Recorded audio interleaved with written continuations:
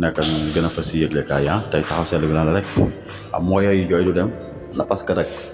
Macky Sall lépp lu mu ko war a jaral nañ ko jaral pour am troisième mandat troisième candidature am jaral dinañu jaral ñun Sénégalais du ko raw beneen bi si topp mooy dund gi wàññeekuwul yëngatuwul defuñu ko dara bi dañ nekk na dañuy wàññi dund gi tey ñi ngi waxaat ay waxi location te wàññeekoo dund gi bëgg a jóge si location moo tax ñun dañuy gën a indil problème parce que conséquences yëpp ba doole yi ñoo koy dund quoi ñoom yëguñu dund gu seer yëguñu dara yëguñu métit ñoom bu nit ñi yëngatoo ñu xam ne Sénégalais yi yëngatu nañ wala élection am ñoo gars yi bàcc leen ñu jéem a taxawaat changer discours bu ñu demee ba affaire yi neexaat ñu yaakaar ne Sénégalais yi fàtte nañ ñu aju leen mais nag dañ ciy bàyyi xel bu baax fii nag Sénégal gi fi nekk Sénégal gu yeewu la ti nag wax ni état bi na dem sa Tunisie moo xool suñu mbokk Sénégalais yi nekk foofu mu dimbali leen bu baax a baax mu fexe ñooñu ñii ñibbisee seen réew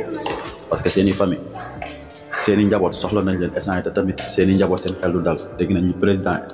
Tunisie bi wax kon nag nañ taxawal ñooñu ñu jàppale leen ñu mën a ñëw Sénégal bu baax